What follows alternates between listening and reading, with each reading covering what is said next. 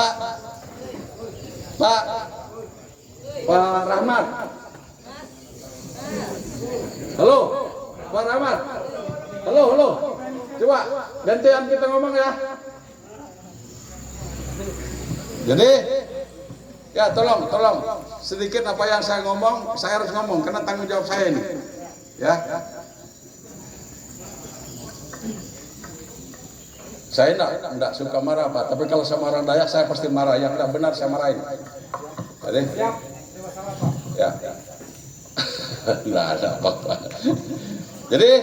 Jadi perda yang kita dapatkan tadi, yang ditetapkan oleh Presiden Ahmadiyah waktu itu adalah di dalamnya ada 3 unsur.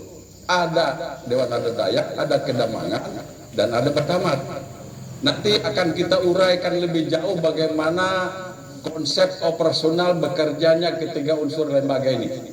Saya hanya memastikan kepada teman-teman yang tadi, yang kemarin, yang hari ini sudah dilantik. Pertama, tugas pokok kita, ya, bila kita urut itu ada 11 di perda itu. Di anggaran dasar itu ada 11. Tetapi saya hanya ambil 5 saja. Yang pertama, tugas pokok kita adalah Batamat mengawal perjuangan kehidupan masyarakat adat Dayak untuk menjaga harkat dan martabatnya. Ya, itu yang pertama. Mengawal perjuangan masyarakat adat Dayak untuk menjaga harkat dan martabatnya. Apa itu harkat dan martabat? Tidak terlalu susah untuk dikatakan. Kita punya harga diri, kita punya adat, kita punya cara, kita punya tata krama, kita punya mama, kita punya tabi buai, kita punya sandung, kita punya pamak, kita punya keramat. Itu adalah bagian dari harkat dan martabat yang harus kita pertahankan. Bukan agamanya, tapi adatnya. Bukan agamanya, tetapi adatnya.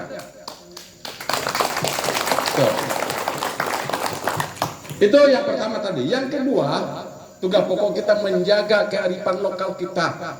Tadi kita disambut oleh Damang di sini, bahkan sudah diuraikan. Untuk yang kedua kali pejabat itu tidak perlu lagi potong pantan, cukup dengan sebuah penerimaan budaya, nginjak telur dan sebagainya. Itu kearifan lokal.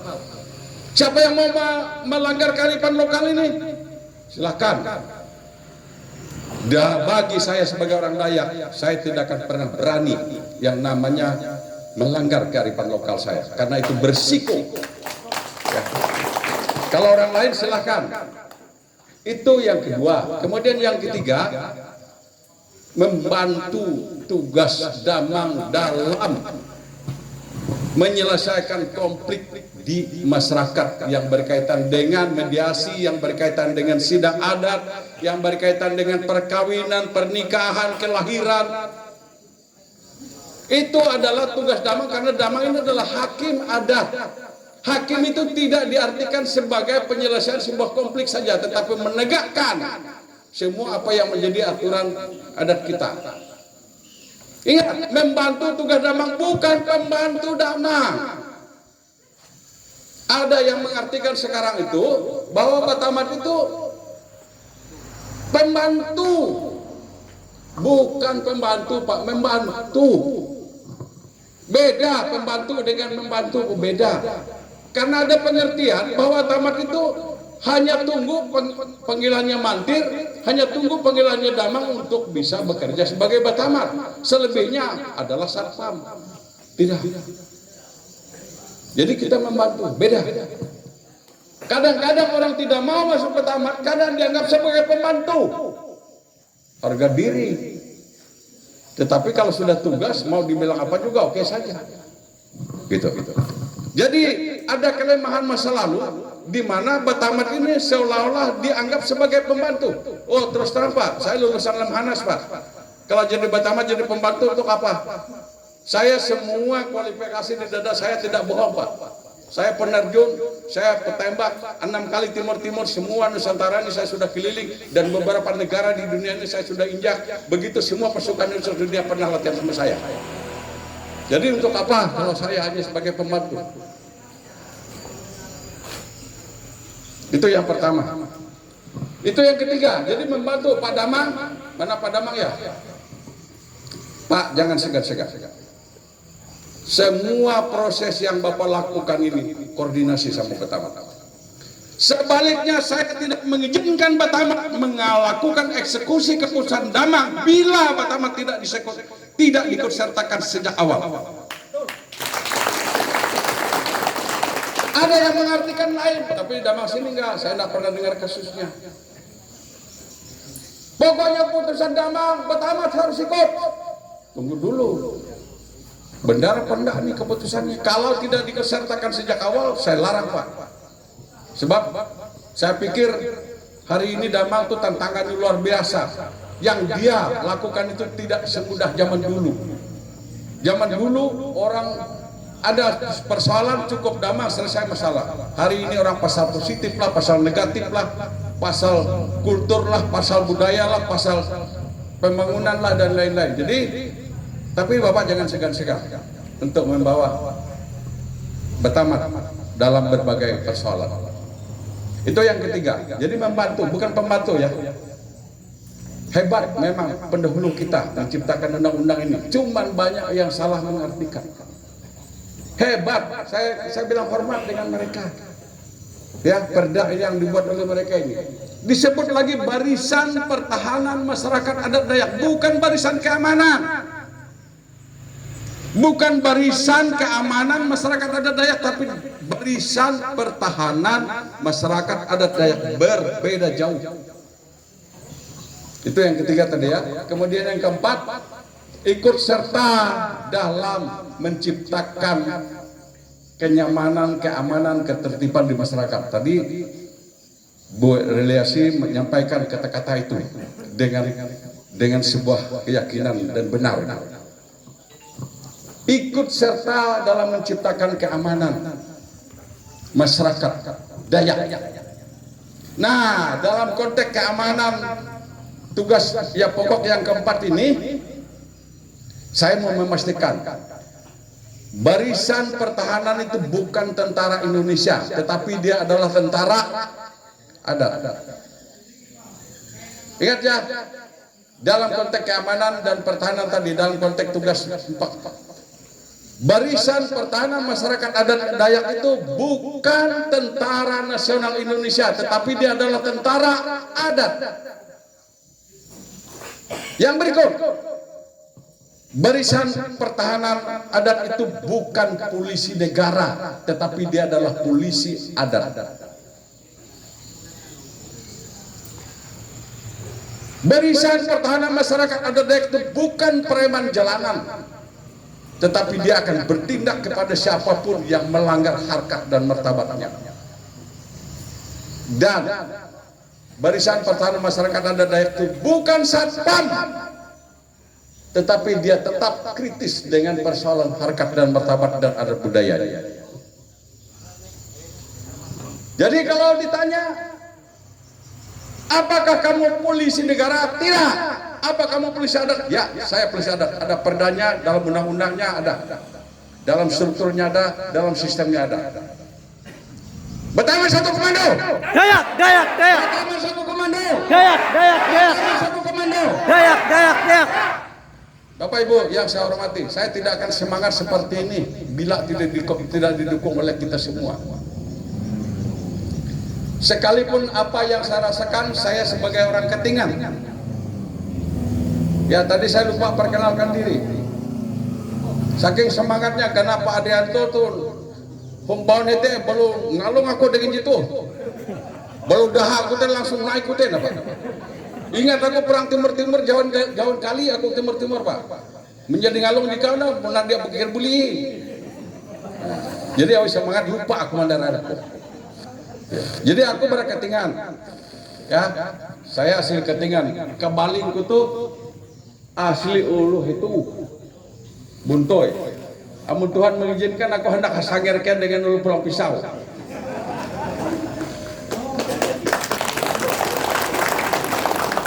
Jadi aku asli ulu Ketingan.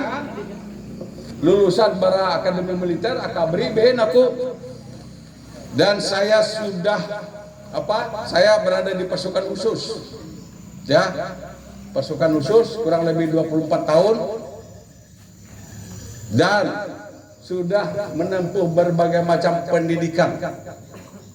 Amun tentara mesti ketawa, tingkat apa saja saya sudah lakukan, sampai dengan tingkat Sesko, TNI, Lemhanas, Lembaga Pertahanan Negara dalam dan luar negeri, yang 9 bulan, bukan yang 1 bulan. Ya, saya sudah mengalami semua itu, penugasan di berbagai daerah. Saya kira ya itu tugas tentara, semua kami ini diberikan tugas untuk itu, dan itu suka atau tidak suka, senang atau tidak senang berangkat. Kebetulan saya di pasukan khusus, bidang saya bidang tempur dan bidang intelijen. Ya boleh tanya nanti sama adik saya tentara ini, yang bisa bidang tempur dan bidang intelijen itu tidak semua orang. Kebetulan saya diberikan oleh Tuhan, diberikan kesempatan untuk itu. Jadi saya bidang intelijen, saya bidang tempur. Ya, pendidikan tadi sudah lewat. Bila Bapak lihat apa yang ada di dada saya ini, saya peterjun, saya petembak, saya komando. Ya, saya juga pelatih penerjun untuk seluruh tentara di Indonesia pada saat itu. Mengapa bisa?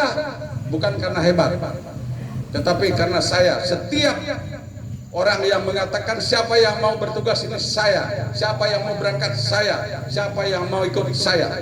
Karena harga diri saya sebagai seorang putra Dayak itu yang membuat saya semangat.